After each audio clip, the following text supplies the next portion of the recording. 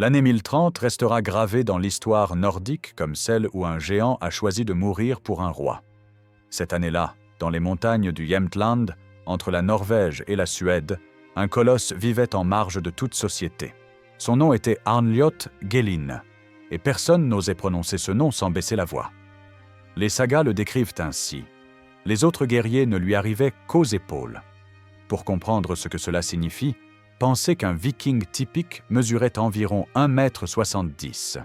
Si Arnljoth les dominait à ce point, sa taille devait avoisiner les 2,50 m. Un véritable géant vivant. Mais sa stature n'était rien comparée à sa réputation. Dans les fjords de Norvège, dans les forêts de Suède, dans les forteresses danoises, son nom était synonyme de mort. Les Jomsvikings eux-mêmes, ces mercenaires d'élite qui ne reculaient jamais devant aucun ennemi, refusaient de l'affronter. Ces guerriers qui avaient fait trembler toute la Baltique, qui se battaient selon un code d'honneur strict interdisant toute fuite, préféraient tourner les talons plutôt que de croiser le fer avec Arnljoth. Pourquoi une telle terreur? Parce qu'Arnljoth n'était pas simplement un combattant.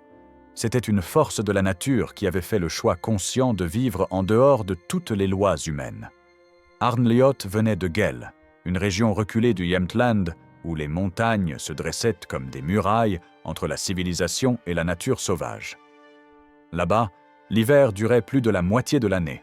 Le soleil disparaissait pendant des semaines entières et seuls les plus robustes survivaient. Personne ne sait vraiment ce qui a transformé Arnljoth en hors-la-loi. Les sagas restent vagues sur ses crimes initiaux. Certains murmurent qu'il aurait tué un jarl lors d'une dispute d'honneur. D'autres parlent d'un raid qui aurait mal tourné, laissant des dizaines de morts derrière lui. La vérité s'est perdue dans les brumes du temps, mais le résultat est clair. Arnljoth avait été banni, déclaré hors la loi, ce qui dans le monde viking signifiait qu'il n'avait plus aucun droit. N'importe qui pouvait le tuer sans risque de représailles légales. Pour la plupart des hommes, un tel verdict équivalait à une condamnation à mort. Mais Arnljoth n'était pas un homme comme les autres. Il s'est enfoncé dans les montagnes du Jämtland et en a fait son royaume personnel. Les voyageurs qui traversaient ces régions racontaient des histoires terrifiantes. Un marchand pouvait disparaître avec toute sa caravane sans laisser de traces. Des groupes armés partaient en patrouille et ne revenaient jamais. Les rares survivants de ces attaques décrivaient un homme d'une force surhumaine, capable de décapiter un bœuf d'un seul coup de hache, de soulever des rochers que 3 hommes ne pouvaient pas bouger. Mais ce qui terrorisait vraiment, c'était sa méthode. Arnljoth ne se contentait pas de voler. Il ne tuait pas simplement pour survivre. Il semblait prendre plaisir à démontrer sa supériorité, à humilier ceux qui osaient pénétrer sur son territoire. Un groupe de chasseurs retrouvés pendus par les pieds aux arbres, encore vivants mais marqués au fer rouge. Des convois de marchandises dont tous les membres avaient été forcés de se battre entre eux jusqu'à ce qu'il ne reste qu'un seul survivant, qu'Arnljoth renvoyait ensuite pour qu'il raconte l'histoire. Parmi toutes les histoires qui circulaient sur Arnljoth, une se détachait par son étrangeté. Avant de devenir le monstre des montagnes, il aurait été soumis à l'ordalie, le jugement par le fer ardent.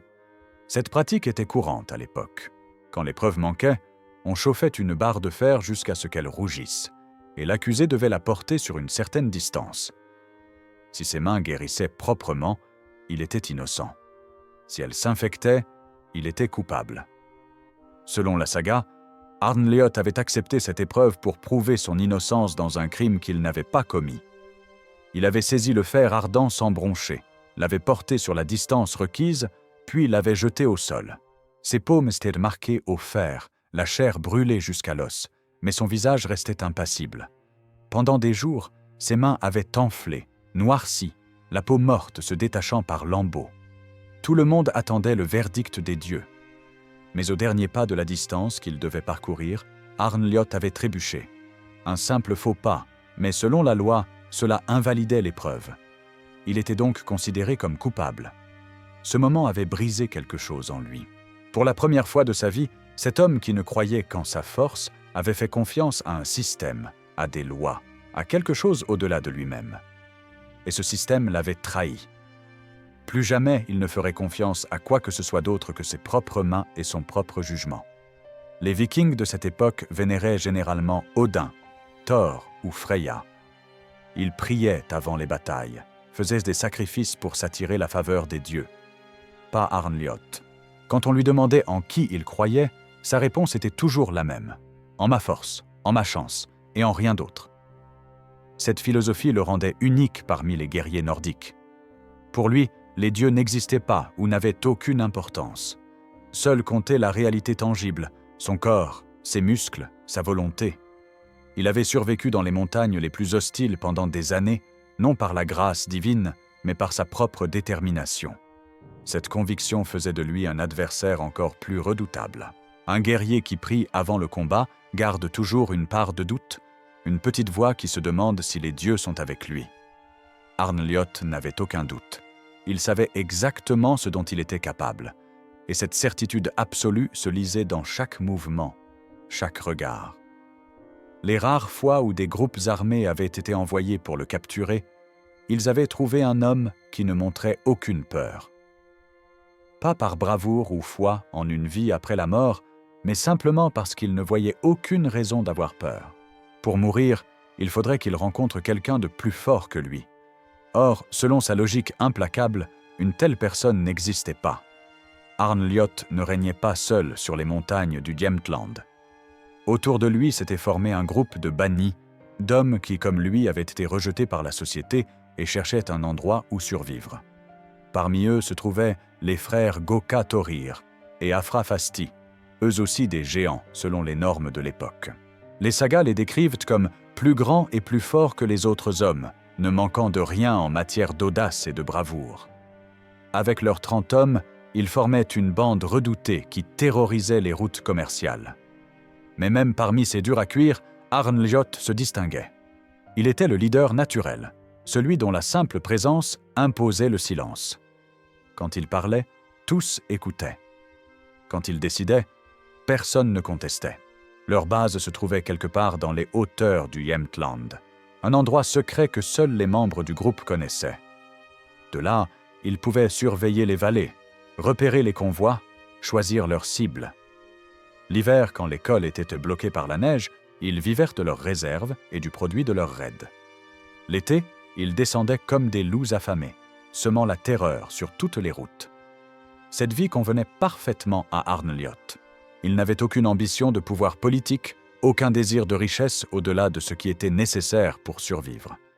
Il voulait simplement être libre, vivre selon ses propres règles, prouver chaque jour que sa force le plaçait au-dessus des lois ordinaires.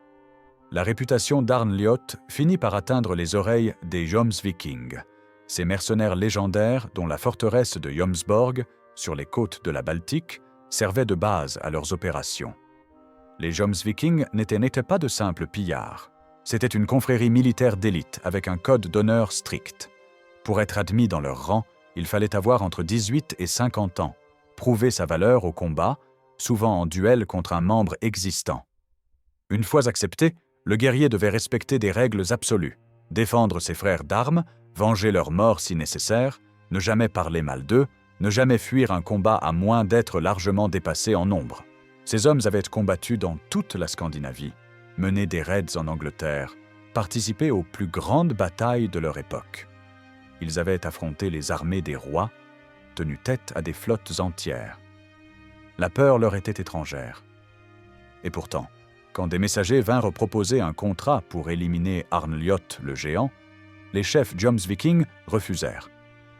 L'histoire ne dit pas qui voulait la tête d'Arnljoth, probablement un jarl norvégien ou suédois fatigué de voir ses caravanes disparaître. Mais le refus des Jomsvikings est documenté dans les sagas. Pourquoi ce refus? Plusieurs théories existent. Certains disent que les Jomsvikings avaient entendu trop d'histoires sur la force d'Arnljoth et calculé que les pertes seraient trop importantes même en cas de victoire. D'autres pensent qu'il y avait une forme de respect entre guerriers d'exception, une reconnaissance tacite qu'Arnljoth vivait selon un code qui, bien que différent du leur, méritait considération. La vérité est probablement plus simple. Les Jomsvikings étaient des professionnels. Ils évaluaient chaque contrat selon un calcul coût-bénéfice. Traquer un homme dans les montagnes du Jämtland sur son propre terrain, un homme dont la force et la ruse étaient légendaires, qui connaissait chaque col, chaque grotte, chaque embuscade possible, représentaient un risque démesuré. Même en le tuant, ils perdraient probablement de nombreux hommes. Et dans leur métier, les hommes étaient la ressource la plus précieuse. Ce refus ajouta une dimension supplémentaire à la légende d'Arnljoth. Quand même les Jomsviking ne veulent pas vous affronter, vous êtes officiellement classé parmi les forces de la nature plutôt que parmi les hommes. 1030 commença comme toutes les autres années pour Arnljoth. L'hiver relâchait lentement son emprise sur les montagnes, la neige fondait dans les vallées, les premières caravanes commerciales osaient reprendre leur route. C'était la saison de la chasse pour le géant et ses hommes. Mais quelque chose de différent se passait dans le monde en contrebas. Des rumeurs circulaient, portées par les voyageurs, colportées dans les tavernes. Le roi Olaf Haraldsson, celui que certains appelaient déjà Olaf le Saint, était de retour. Pour comprendre l'importance de cette nouvelle, il faut remonter quelques années en arrière. Olaf avait été roi de Norvège depuis 1015, imposant le christianisme avec une ferveur qui frisait le fanatisme. Il avait unifié le pays, brisé le pouvoir des petits rois locaux, établi une autorité centrale forte. Mais sa méthode brutale et son intransigeance religieuse lui avaient attiré de nombreux ennemis. En 1028, Knut le Grand, roi du Danemark et d'Angleterre, avait profité de ce mécontentement pour envahir la Norvège. Avec le soutien des jarls norvégiens qui en avaient assez d'Olaf, il l'avait chassé du trône. Olaf avait dû fuir en exil, se réfugiant auprès de Yaroslav le Sage, prince de Novgorod dans la ruse de Kiev. Maintenant, en 1030, Olaf était de retour. Le jarl Håkon Eiríksson, que Knut avait placé comme gouverneur de la Norvège, était mort accidentellement en mer fin 1029. Olaf y voyait un signe divin, une opportunité de reconquérir son royaume. Avec le soutien de la Suède et accompagné de son jeune demi-frère Harald, futur Harald Hardrada, il traversait les montagnes avec une petite armée d'environ 3600 hommes. Un jour d'été, alors que l'armée d'Olaf progressait péniblement à travers les montagnes du Jämtland, un des éclaireurs revint au galop, le visage blême. « Sire, il y a quelqu'un devant nous. Un seul homme, mais quoi ? Il est énorme, sire. Plus grand que n'importe quel homme que j'ai jamais vu. » Olaf fit arrêter la colonne et avança avec sa garde rapprochée. Sur un promontoire rocheux, se découpant contre le ciel, se tenait une silhouette massive. Même à distance, sa stature était impressionnante. L'homme descendit du rocher avec une aisance surprenante pour sa taille et s'approcha de l'armée. Les soldats d'Olaf s'écartèrent instinctivement sur son passage. Certains avaient déjà dégainé leurs armes, mais la plupart restaient figés, hypnotisés par cette apparition. Arnljoth s'avança jusqu'à se tenir devant le roi. Olaf était habitué à être le plus grand homme dans une pièce. À 35 ans, roi ayant vaincu de nombreuses batailles, il en imposait naturellement. Mais face à Arnljoth, il dut lever les yeux. Le géant le dominait de toute sa hauteur, et pendant un long moment, les deux hommes se jaugèrent en silence. Ce fut Arnljoth qui parla en premier. « Je suis Arnljoth Gelin. Jusqu'à présent, j'ai cru en ma propre force et en ma chance. Maintenant, je veux croire en toi, roi. » Ces mots résonnèrent dans l'air montagnard comme un coup de tonnerre. Arnljoth, le hors-la-loi, l'homme qui ne croyait en rien, qui avait passé des années à défier toute autorité, offrait sa loyauté au roi en exil. Olaf étudia le géant avec attention. Il avait entendu parler d'Arnljoth, bien sûr. Tout le monde connaissait la légende du monstre des montagnes. Il savait qu'avoir un tel guerrier dans ses rangs pourrait faire basculer une bataille. Mais il savait aussi que son combat n'était pas seulement militaire, il était spirituel. « Ta force est bienvenue, Arnljoth Gelin, mais je ne peux accepter un homme qui ne croit qu'en lui-même. Si tu veux me suivre, tu dois accepter le baptême. Tu dois reconnaître qu'il existe une puissance au-dessus de la force des hommes. » Pour n'importe qui d'autre, cette demande aurait semblé raisonnable. Olaf était connu pour son prosélytisme. Il avait converti de force une grande partie de la Norvège, détruisant les temples païens, brûlant les idoles, baptisant de gré ou de force tous ceux qui tombaient sous son autorité. Mais pour Arnljoth, c'était une révolution intérieure. Toute sa vie avait été bâtie sur une certitude absolue. Lui seul comptait. Sa force, sa volonté, son jugement. Les dieux n'étaient que des histoires pour effrayer les faibles. Il avait survécu pendant des années dans les conditions les plus dures, sans l'aide de personne, sans prier, sans sacrifier aux dieux anciens ou nouveaux. Et maintenant, cet homme, ce roi en exil qui n'avait même plus de royaume, lui demandait d'abandonner cette certitude, de reconnaître qu'il existait quelque chose de plus grand que lui. Quelque chose dans le regard d'Olaf avait touché Arnljoth. Peut-être reconnaissait-il chez le roi une certitude similaire à la sienne. Olaf ne doutait jamais de son Dieu, tout comme Arnljoth n'avait jamais douté de sa force. Cette foi absolue, cette conviction inébranlable résonnait avec quelque chose au fond du géant. Ou peut-être était-ce plus simple. Peut-être qu'après des années de solitude dans les montagnes, à ne vivre que pour lui-même, Arnljoth avait soif de quelque chose de plus grand, de faire partie d'une cause, de servir un but au-delà de la simple survie. « J'accepte », dit finalement Arnljoth.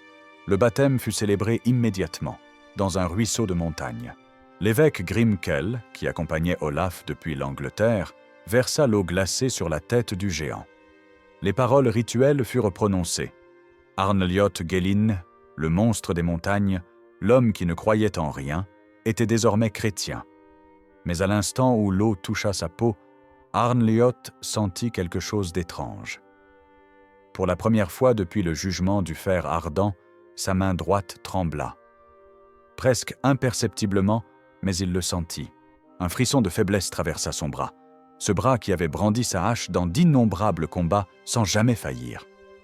Une seule fois auparavant, j'ai ressenti une telle faiblesse, murmura-t-il pour lui-même.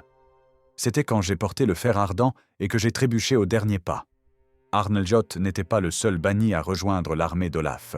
Les frères Goka Thorir et Afra Fasti étaient là aussi avec leurs 30 hommes.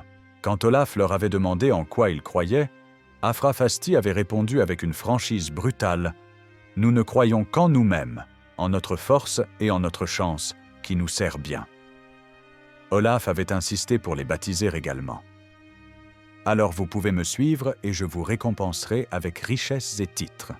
Mais si vous refusez, retournez à votre vie de bandit. » Afra Fasti, qu'on surnommait le Constant pour son caractère immuable, avait haussé les épaules. « Je ne reculerai pas. Si je dois me battre pour un camp ou un autre, peu m'importe lequel. » Ces hommes n'étaient pas motivés par la foi. Ils cherchaient de la gloire, l'excitation du combat, peut-être une mort héroïque plutôt qu'une fin misérable dans une embuscade de montagne. Olaf le savait, mais il avait besoin de guerriers, et ses bannis étaient parmi les meilleurs combattants de Scandinavie. L'armée continua sa marche vers Trondheim. Chaque jour, Arnljoth sentait ce tremblement dans sa main devenir un peu plus prononcé. Ce n'était pas de la peur. Il n'avait jamais connu la peur. C'était quelque chose de différent, de nouveau. Un doute.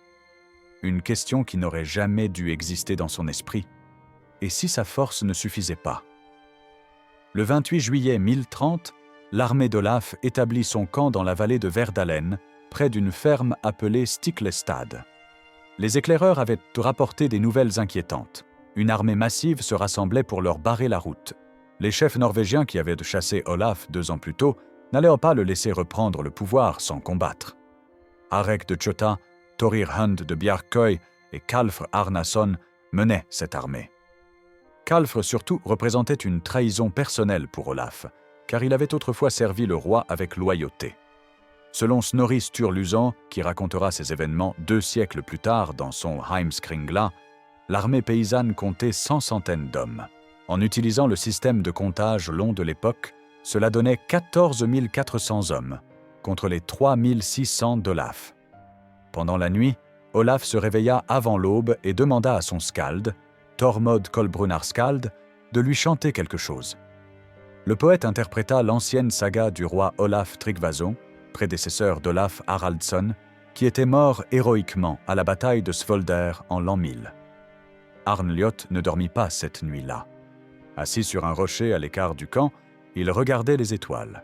Pour la première fois de sa vie, il se demandait s'il y avait vraiment quelque chose au-delà du monde visible. Il repensait à toutes les personnes qu'il avait tuées, tous les voyageurs terrorisés, tous les actes de violence gratuite qu'il avait commis. Était-ce vraiment juste sa force qui avait compté? Ou y avait-il eu quelque chose d'autre? une chance inexplicable, une protection invisible. Sa main droite tremblait maintenant de façon presque continue quand il serrait son arme. Un autre homme aurait été terrifié par ce signe de faiblesse, mais Arnljot l'acceptait avec une étrange sérénité. C'était comme si, en abandonnant sa foi absolue en lui-même, il avait aussi abandonné la peur de la faiblesse. Le soleil se leva sur la vallée de Stiklestad dans un ciel d'un bleu pur. C'était le jour de la Saint-Olaf selon le calendrier chrétien, un présage que personne ne manqua de noter. La chaleur était déjà oppressante, inhabituelle pour cette région nordique. Olaf monta sur un muret de pierre pour s'adresser à ses hommes une dernière fois. Il parla de foi, de sacrifice, du royaume de Dieu qui attendait ceux qui tomberaient pour une cause juste. Ses paroles enflammées résonnèrent dans la vallée, portées par sa conviction inébranlable. Puis vint le moment d'organiser la formation. Olaf choisit la classique Svinfylking, la tête de sanglier, une formation en coin avec les meilleurs guerriers à la pointe pour briser les lignes ennemies. Les scaldes furent placés juste derrière le roi, près de l'étendard royal, pour qu'ils puissent voir et chanter les hauts faits du combat. Mais il manquait encore quelqu'un d'assez fort pour tenir la toute première ligne, la position la plus exposée, celle qui affronterait en premier le choc de l'armée ennemie. Olaf mit sa main en visière pour protéger ses yeux du soleil déjà brûlant et scruta ses hommes. C'est alors qu'il vit Arnljot. Le géant se tenait légèrement à l'écart, son arme à la main, attendant. Même dans cette armée de guerriers endurcis, sa stature le faisait ressortir comme un chêne parmi des buissons. « Arnljot Gelin » appela le roi. « Prends la première ligne. Tu ouvriras le chemin. » Arnljot s'avança, et les hommes s'écartèrent devant lui. Il prit position à la pointe du coin, exactement là où la bataille serait la plus féroce, là où les chances de survie étaient les plus faibles. Derrière lui se tenaient Goka Thorir et Afra Fasti avec leurs hommes. Les trois géants formaient la lance qui devait transpercer l'armée ennemie. L'armée paysanne apparut au bout de la vallée. Même à distance, on pouvait voir qu'elle était massive, s'étendant sur toute la largeur du terrain. Leurs cris de guerre commencèrent à résonner. « Fram, Fram, Buandmen !» En avant, hommes des fermes. En réponse, l'armée d'Olaf hurla son propre cri. « Fram, Fram, Christsmen, Crossmen, Konungsmen !» En avant, homme du Christ, homme de la croix, homme du roi. Les deux armées s'élancèrent l'une vers l'autre. Le bruit était assourdissant, un mélange de cris, de cliquetis d'armes, de martèlements de milliers de pieds sur le sol. La terre elle-même semblait trembler sous le poids de tant d'hommes lancés au combat. Arnljot courait en tête, sa foulée géante lui permettant de couvrir 2 fois plus de terrain que les autres. Il tenait sa hache à 2 mains, cette arme massive qu'un homme normal aurait eu du mal à soulever d'une seule main. Sa main droite tremblait toujours, mais bizarrement, ce tremblement donnait à son arme un mouvement imprévisible, presque hypnotique. Les 2 lignes se heurtèrent avec un fracas métallique terrible. C'était un mur de bouclier contre un autre mur de bouclier, de la chair contre de la chair, de l'acier contre de l'acier. Et au centre de cette tempête de violence, Arnljot se déchaînait. Sa hache tournoyait comme une faux mortelle. Le premier homme qui se présenta devant lui leva son bouclier dans un geste réflexe de protection. La hache d'Arnljot fendit le bouclier comme du bois pourri, trancha le bras qui le tenait, continua sa course et s'enfonça dans le crâne de l'homme jusqu'aux dents. Un seul coup, un mort. Arnljot ne s'arrêta pas. Il arracha sa hache du corps qui s'effondrait et pivota, frappant de côté. 3 hommes tombèrent de ce seul mouvement, leurs armures écrasées comme du parchemin froissé.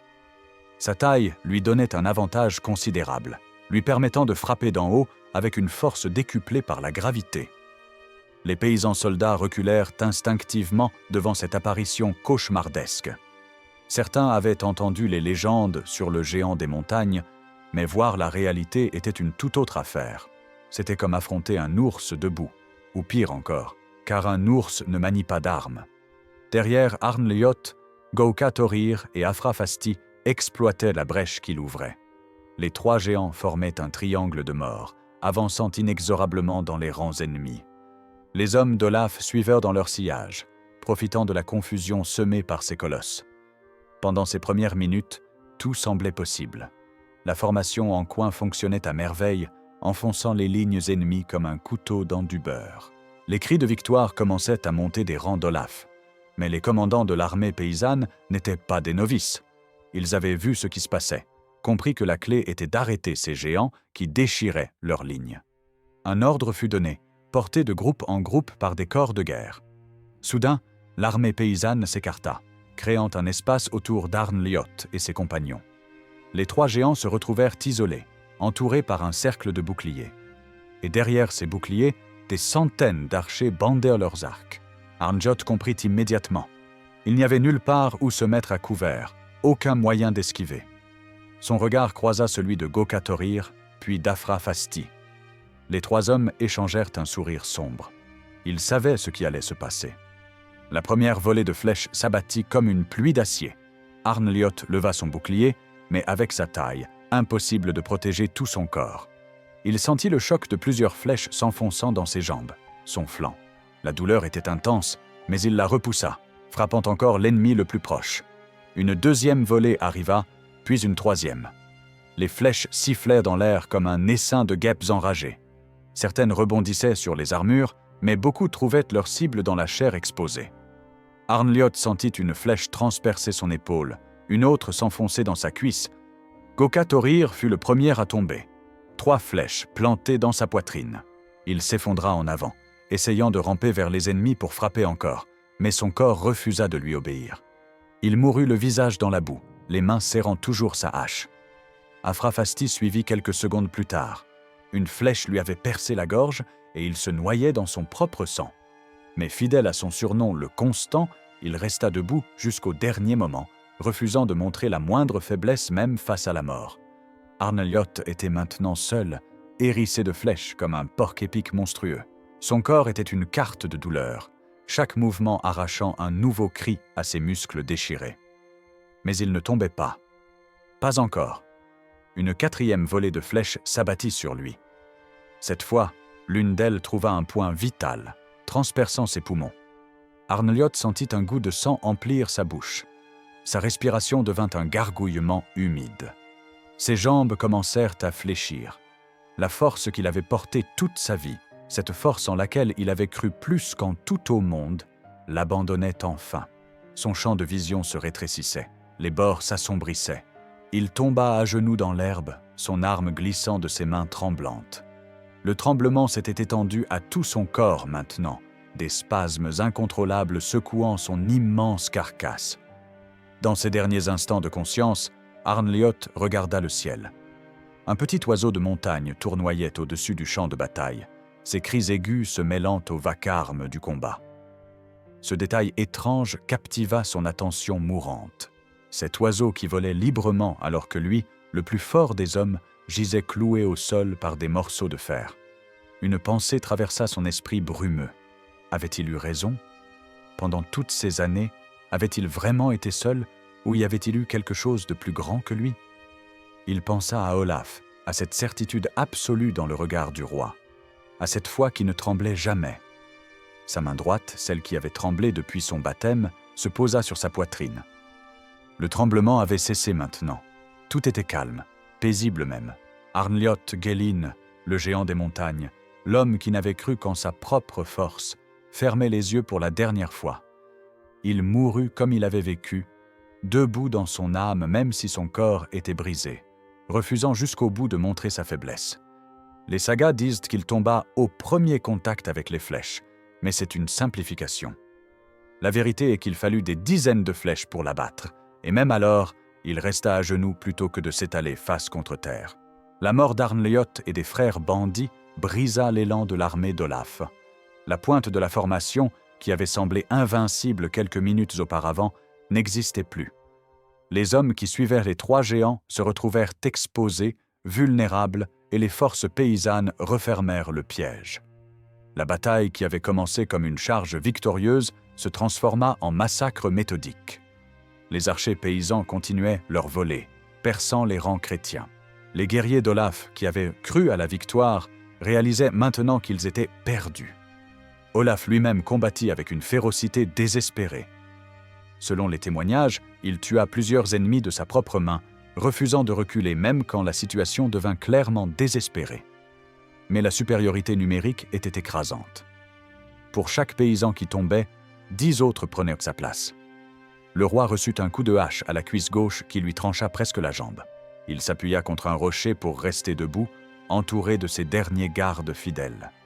C'est là qu'une lance le frappa en plein cœur, traversant son armure comme si c'était du tissu.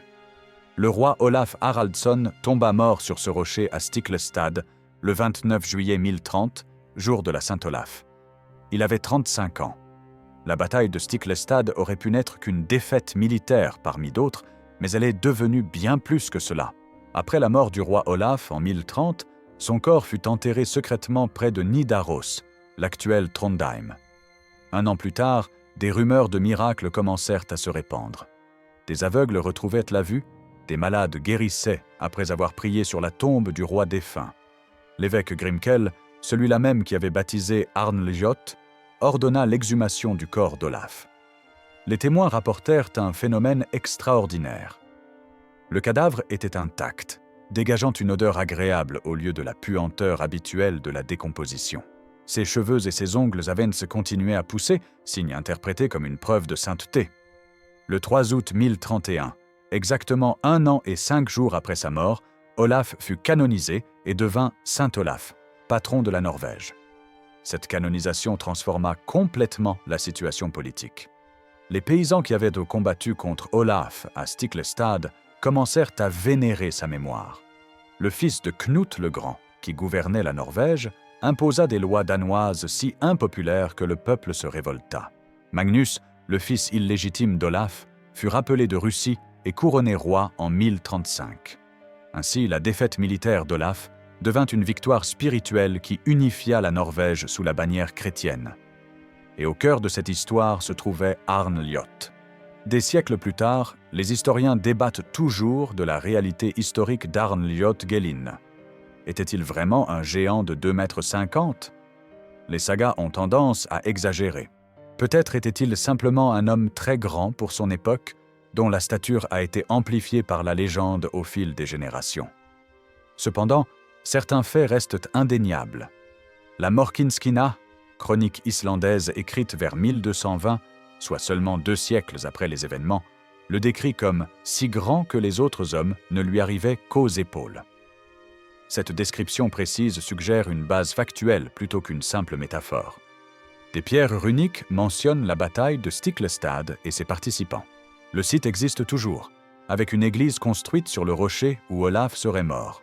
Chaque année, des milliers de personnes assistent à une reconstitution théâtrale de la bataille. Arnljot est devenu un symbole majeur de la culture scandinave. Le poète norvégien Bjørnstjerne Bjørnson, prix Nobel de littérature, lui a consacré un poème épique en 1870. Le compositeur suédois Wilhelm Petersson Berger en a fait un opéra en 1910. Sa figure apparaît dans d'innombrables œuvres d'art. Pourquoi cet intérêt persistant pour un hors-la-loi qui n'a participé qu'à une seule bataille documentée ? Parce qu'Arnljot représente quelque chose d'universel. Un homme qui a vécu selon ses propres règles, mais qui a finalement choisi de servir quelque chose de plus grand que lui-même. Ce qui rend l'histoire d'Arnljot vraiment remarquable, c'est sa transformation radicale. C'était un criminel violent, un terroriste avant l'heure, quelqu'un qui prenait plaisir à la souffrance des autres. Pendant des années, il avait vécu en prédateur sans respecter aucune loi ni montrer aucune pitié. Puis, en quelques jours, tout changea. Il abandonna sa liberté sauvage, accepta le baptême d'un roi en exil et marcha volontairement vers une bataille où il savait qu'il mourrait probablement. Les chroniqueurs chrétiens attribueraient cette transformation à la grâce divine. Les sceptiques modernes parleraient peut-être d'une crise existentielle, d'un homme vieillissant cherchant un sens à sa vie de violence. La vérité est probablement plus complexe. Arnljot avait construit toute son identité sur sa force physique. Le tremblement de sa main droite après le baptême n'était peut-être pas un signe mystique, mais le premier symptôme de son humanité rattrapant son mythe.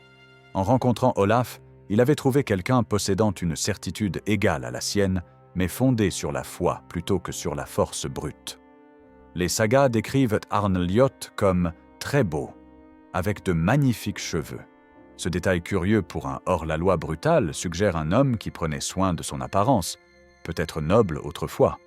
Le fait qu'il ait subi l'ordalie du fer ardent indique qu'il croyait encore au système judiciaire à un moment de sa vie. Son trébuchement au dernier moment de l'épreuve, qu'il a condamné sur un détail technique, a transformé un homme cherchant justice en un monstre que plus rien ne retenait. Une question fascinante demeure. Pourquoi les Jomsvikings ont-ils refusé d'affronter Arnljoth? Ces guerriers d'élite ne montraient jamais la peur. Une théorie suggère un calcul pragmatique. Traquer un homme dans les montagnes du Jämtland, sur son propre terrain, présentait un risque inacceptable d'échec qui aurait ruiné leur réputation. Une autre théorie suggère une forme de respect entre guerriers d'exception. La vérité combine probablement ces deux aspects. 900 ans après sa mort, Arnljoth continue de captiver l'imagination. Il représente une liberté absolue, terrifiante mais séduisante. Mais nous aimons aussi les histoires de rédemption. Si même un monstre comme Arnljoth peut trouver un but plus élevé, il y a de l'espoir pour tous.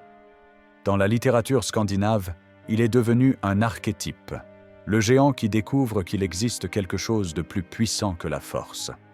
Les faits vérifiables sont limités mais puissants. Un homme nommé Arnljoth a participé à la bataille de Stiklestad en 1030. Il était remarquablement grand. Il était un hors-la-loi du Jämtland avant de rejoindre Olaf. Il est mort pendant la bataille. Le reste oscille entre histoire probable et embellissement littéraire. Si nous pouvions demander à Arnljoth pourquoi il a fait ce choix, peut-être dirait-il simplement « parce que j'en avais envie », car c'était un homme qui suivait ses impulsions. Ou peut-être « parce que j'étais fatigué de la solitude et de la violence sans but ». Ou peut-être qu'il aurait vu dans les yeux d'Olaf une certitude qui transcendait la force physique, une raison de vivre et de mourir qui valait plus que tous les trésors volés. Arnljoth avait passé sa vie à prouver qu'il était le plus fort. À Stiklestad, il a prouvé qu'il était quelque chose de plus important. Humain. Capable de changer, de croire, de se sacrifier pour autre chose que lui-même. C'est cette humanité retrouvée qui fait d'Arnljoth Gelline une figure inoubliable dans l'histoire nordique.